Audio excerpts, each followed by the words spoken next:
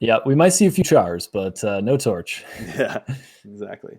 All right, so why don't we pop over to a different match? We're still waiting on the Loco Poho match setting up, so I know that's the one we want to feature. We'll probably come back to that one, but why don't we go ahead and find one of the matches that's already in their game here? So we've got, let's see, so we've got Johnholio versus TonyGeeeee set up. So here's what we're going to do. We're going to go ahead and start off. I'm going to pull up the Johnholio side here, and then I'm going to get TonyGeeee's deck hand cam here set up in just a second. So let me get this game going, and then we will hop down for the first match in round one. All right. All right. So here we can see we've got Johnholio on the bottom, and we've got TonyGeeeee, and I will get his hand cam here working in just a sec. So what are we seeing on the board here, Matt? Yeah, so we got the Cryptic Master and my I can't remember what the other time card is, or the name of it, because Expedition, or new set, of course. But a really powerful one that gives it +1/+1 for each of your opponent's influence. And since TonyGeeee's playing a 3 influence deck, it's 3/4 on board right now. Very, very strong 1-drop. Yeah, I mean that one's pretty good. Even if you assume that your opponent is just going to be a 2-faction deck, that's still going to be a 2/3. So still pretty good start. But against the 3-faction deck, even better. For sure.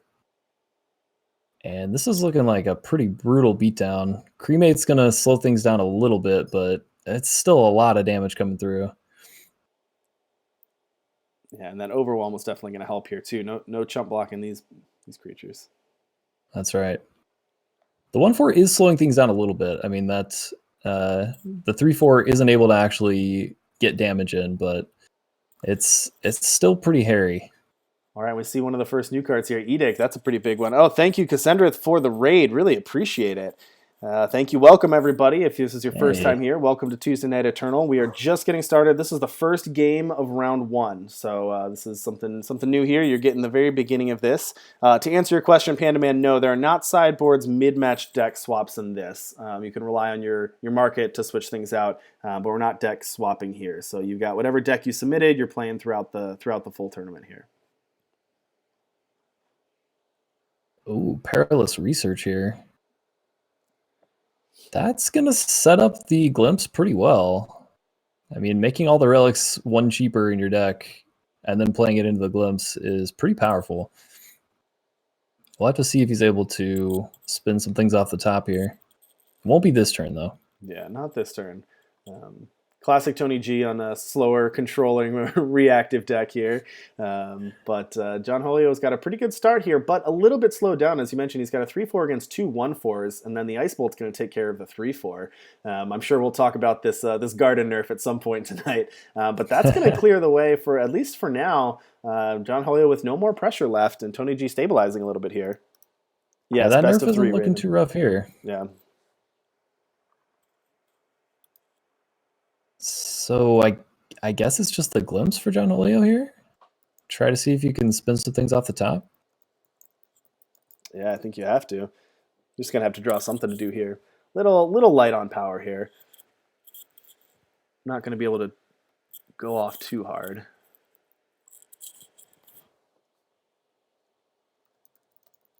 He's got the Merchant. Yeah, that might be the only thing too. Matt 11711, thank you so much. Really appreciate the raid. Thanks everybody. Welcome again. I know everybody, again, like I said just a minute ago, thank you everybody for joining in. If this is your first time, welcome to Tuesday Night Eternal. This is round 1 of a 5-round Swiss tournament. So you're seeing game 1, round 1 here. We've got Johnholio against TonyGeeeee set up. We've got 27 players tonight, so we'll have a lot of action, and I'm sure we're going to have multiple games per round here because things are going to go a little different here. Killing an attachment. And what did he take there? Looks like he took the worm bait there. Yeah, makes sense. Worm bait is pretty strong.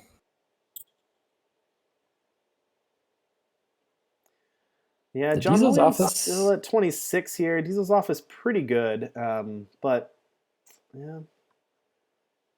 I mean, it'll kill one of the 1/4s. Still won't be able to get through. So that Garden's going to be probably completing the agenda. Yep, and Tony G is going to play a smuggler here. We don't have his hand cam, so I'm not sure what he grabbed there. Johnholio is going to play a citywide ban there.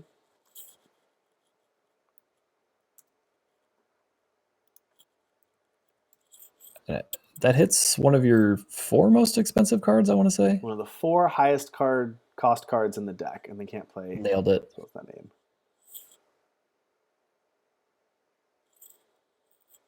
So I guess the question is, what is the name? I would assume some big finisher. So it looks like he got Carve Out the Dragon. Is that one of the new yes, that's the lifesteal flying nasty dude. I don't remember what all the text is. It's got a lot, but it's a good card. Absolutely. All right, Tony G being a little aggressive here, turning things around, realizing that he's stabilized and it's time to start trading off and being aggressive here. Yeah, why not? Not a whole lot going on the other side. Diesel's Office can kill a 1/4. That's pretty much it.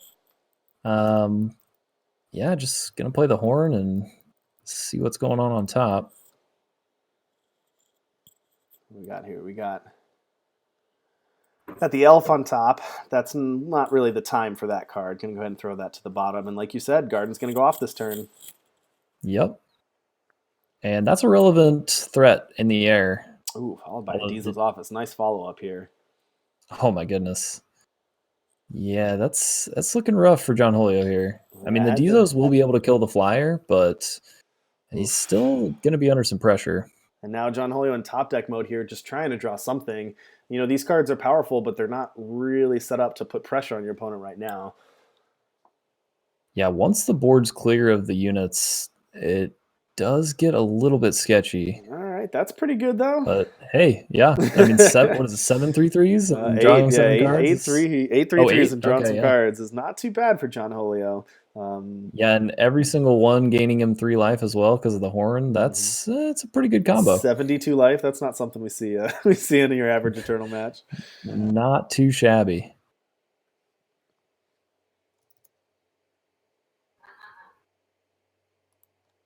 Threaten, gonna get a little more lifesteal in here. I'm gonna go ahead and guess that the Diesel's Office is coming down for Johnholio here. Clean up that flyer, start pressuring the site, and then getting after face. Actually, I don't even know if you go for the site. I mean, everything in at face. Oh, never mind. I was just going to ask what sweepers Tony has. He must have sweepers in the stack. So there you go. There it is. Well, that changes things dramatically. It was looking pretty good. I mean, it's still, you know, a long road to clearing 66 off your opponent's life total, but that's a good start. Geez, the Great with a nice reference there. The scarabs and the mummy. Yes, that that does look like the scarab scene from the Mummy. Classic, 1999 reference there. Oh yeah. Yeah, I mean that's true. Having a full hand and 78 life is not a bad position to be in. But you know, Tony G's got to be pretty happy that he was able to stabilize and then get all the way back up to 17 and clear the board. Yeah, another alarming findings is going to be pretty good. I wonder how many Malediction are in the deck. I need to actually look at the list here. That's going to be 10 cards and 10 3/3s here. It's pretty good. Pretty good. 44 cards in the deck. Still got a little while before decking, but that is true that at some point that could potentially be an issue. Well, we're in for a long road if that's how this game ends. We got a doozy for the first one. No aggro deck here.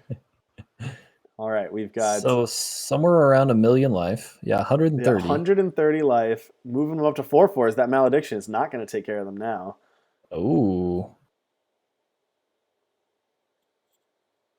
Gonna get to play all the power with these Sanctums. That's going to be pretty good. Tony's going to have a different board sweeper here now. Or a double Malediction, I guess, if they're playing those.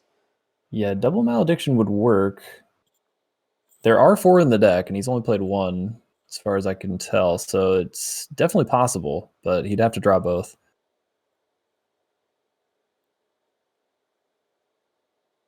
Yeah, now Johnholio looking a little better. Now you've got 136 life, a grip full of hands, and 10 4/4s on the board. That feels a little bit better.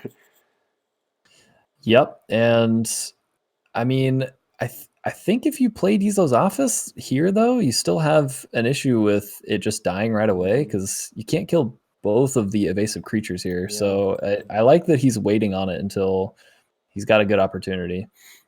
Yeah, and no rush at this point. You know, with Yeah. with 129 life, Just a tad of life to play with here. There's the first malediction. Does he have the second? Oh, okay. Conflagrate. I mean, if he does, it clears his own board as well. Okay. A pair of conflagrates. I guess that takes out some of the threats. Interesting. I mean, he had to do something about these. Keeps him alive, but now down to 3 cards in hand and basically using, I mean, I don't even know what a X for 1 that would be, but using 3 spells to kill 2 of these scarabs. Not the best. Yeah, certainly not ideal. All right, Diesel's Office gonna go after the Diesel. Yep. Nice little flavor fail there. And yeah, with a 6/4 and a 1/4, nothing can really block these profitably. Yeah, this makes a lot of sense here. Even if Diesel's Office dies to a cremate, for example, it doesn't really matter. It doesn't really matter. Still getting in for a ton of damage here. I don't think Johnholio cares about the lifesteal at 129. No, I think he's okay. Gonna play a Borderlands. Look out here. Yeah, just keeping on the pressure. Yeah. He's going to have exactly both maledictions that are remaining in the deck, and that seems very unlikely. Yep. Yep, and that's going to do it. That's going to be game 1 going to Johnholio there. Johnholio's deck did look like the more beatdown deck there of the two. But nice staying power there too, though, to be able to follow up with the pressure after the board wipe and after the stabilizing to be able to do that.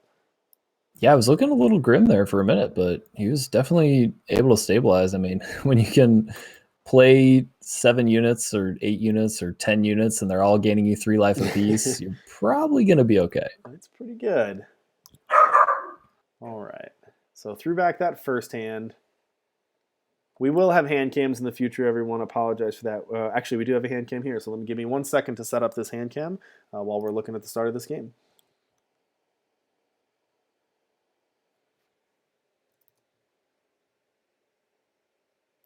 Johnholio's got a pretty lean hand here. He's going to be able to... Well, actually, he won't be able to lead off with the 1-drop unless he wants to play off curve here. So it makes sense to just go ahead and play the seat here.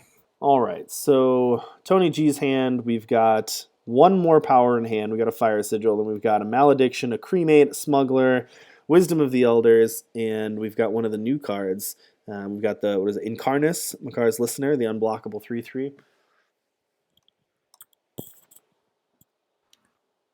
Yeah, Incarnus is probably the best of the listeners, in my opinion. The unblockable, making it able to, even if you don't have a way to make it bigger to get the mastery sooner, it's just this really kind of scary, inevitable threat. And, spinning the wheel for something from Shadow, you're usually going to find something pretty good. Yeah. I found that one to be very, very strong. Johnholio playing out a Talir Sanctum, drawing another Talir Sanctum. And TonyGeeeee is going to respond with Vara's Favor here, followed by a Conflagrate to take care of the Lookout. It is a 2-for-1, but I think it's necessary here. You got to keep the board clear. Yeah, it's a 2-for-1, but you drew the Shadow Sigil off of the Vara's Favor, so true. Not a terrible trade. All right, Johnholio is going to follow up with a Steel Golem here. And worth taking a look at their relics here. They do have a Wormbait, a Talir Sanctum, and a Golem Press here. Yeah, Press giving you infinite ability to sacrifice to that Wormbait is a pretty sweet synergy, but Wormbait going to the bin here. Going to take care of it with the Garden. Again, the nerf to the Garden not really having... We've seen it now twice. It hasn't really mattered in either of these games. I mean, it doesn't really change all that much about how the card plays. It's just, slightly weaker with the reduced health and a little bit tougher to play with the increased influence on both. But it's still the same card and it's still very strong. Yeah, all the modes are good. And they were going to use the Ice Bolt off of the Garden to take care of the Cryptic Master and then follow it in by dropping the Incarnus. That's a pretty good turn by Tony there. Pretty strong. And let's see what he got there. Got a Solitude off of that. Solitude isn't going to do a whole lot yet, but if he's able to just keep clearing things off the board, there's going to be plenty of things in the void eventually. You know, the later in the game we get, the more that it's going to go to the void. If there's a Perilous Research giving him a bunch of 3/3s and then he's swept away with one of the two Maledictions in hand, that's going to give him a lot more cards in the void. So it's not impossible we could see a Solitude kill here. Yeah. And this game is going much better for Tony. He's got to be pretty happy about how this is going. Being able to get the card advantage here, having Garden go off, have one of your key threats on the board, and have the double Malediction back up in hand. It's got to feel pretty good. Oh, yeah, and he's had an answer to everything that Johnholio's put together here as well. So looking like he's in a good spot, but this ambush is going to probably take care of the site. Oh, followed by the Diesel's office too. Not bad. Going to force Tony's hand here a little bit. Yeah, going to kill the listener. Going to get in, kill the site. No response. Ooh, nice draw by Tony, though, drawing another listener off the top. Very nice. Going to be able to play the Malediction and follow it up with the listener here.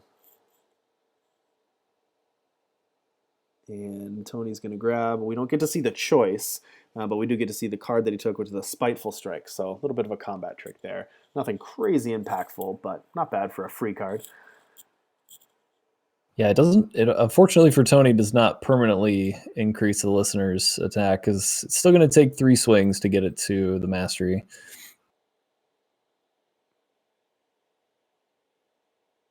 And that is not going to silence anything here. No units in hand. Going to leave the Perilous Research on top. I would say that's a good choice.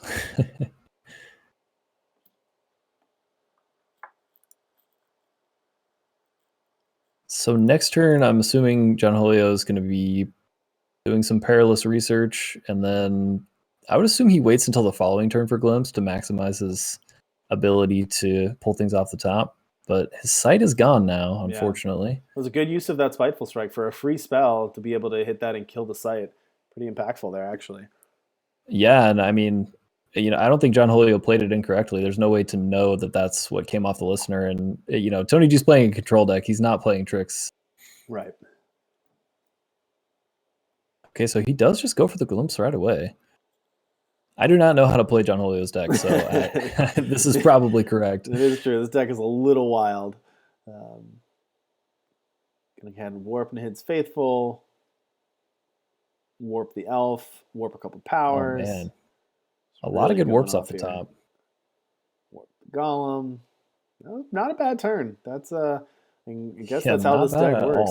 Not a bad deck design to be able to have some early pressure followed up by pretty massive card advantage stringing these cards together here.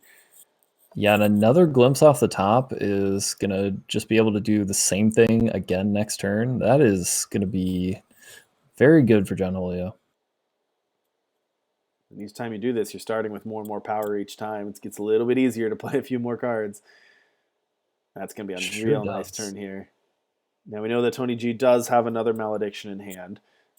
But as we saw last game, throw off the Malediction and then Johnholio just reset their whole hand and can follow up with more threats. Yeah, that's absolutely true.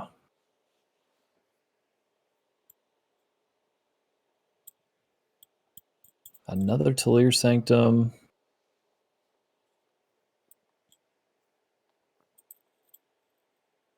Shepherd's Horn is definitely useful here. It's unfortunate for Johnholio. It was after getting all these overwhelming 3/3s.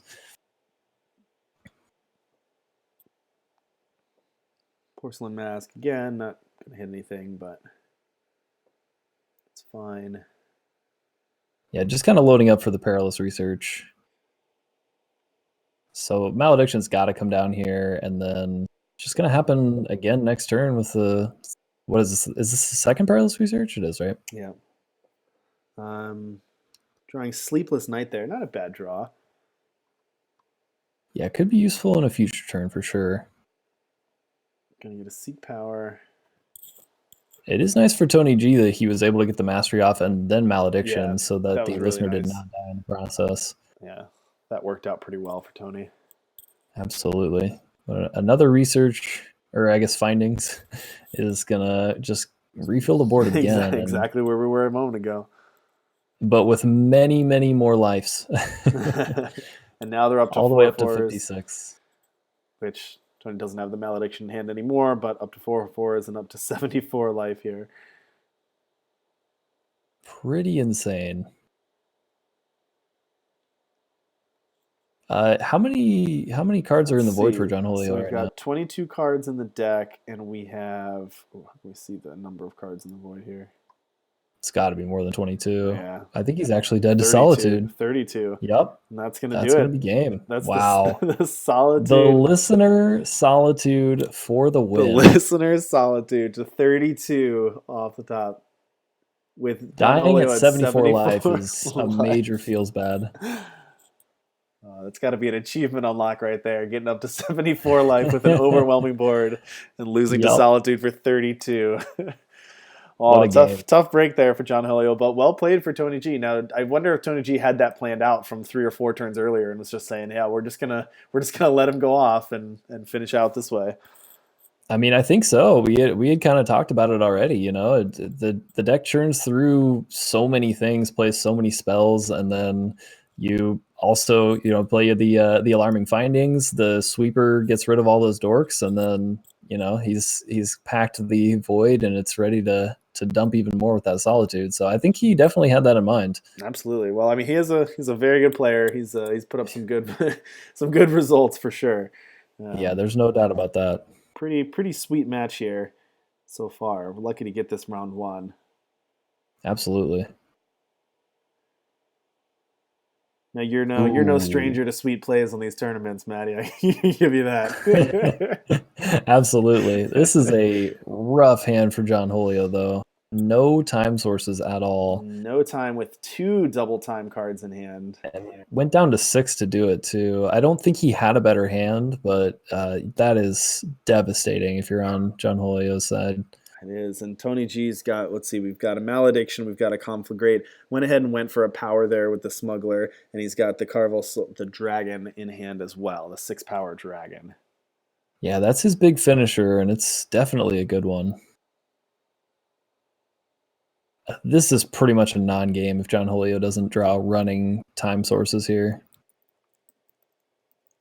Which is unfortunate because this has been a great match so far. Absolutely. To have it end that way is, you never want to see it.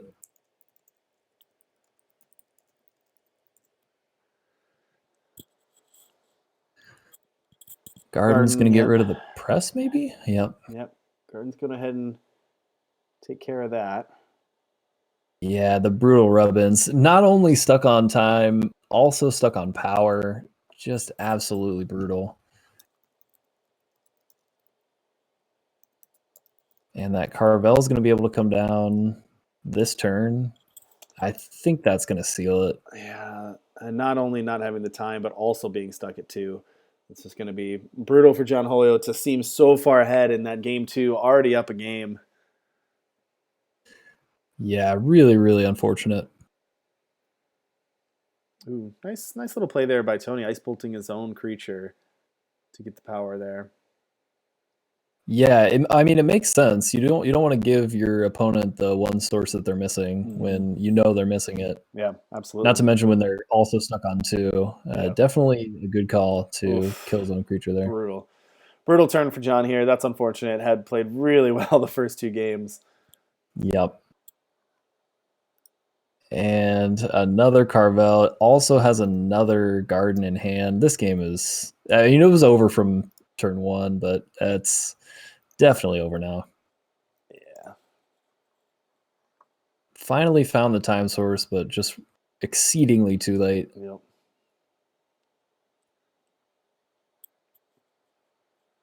But that's why we play. That's why we play 2 out of 3 and 3 out of 5 in the finals. This happens with games sometimes, and just got to roll with it. Happens to everybody. Yep, that's exactly right. Well played by TonyGeeeee to put himself in a position with that game 2 win to even force a game 3. Yep, absolutely.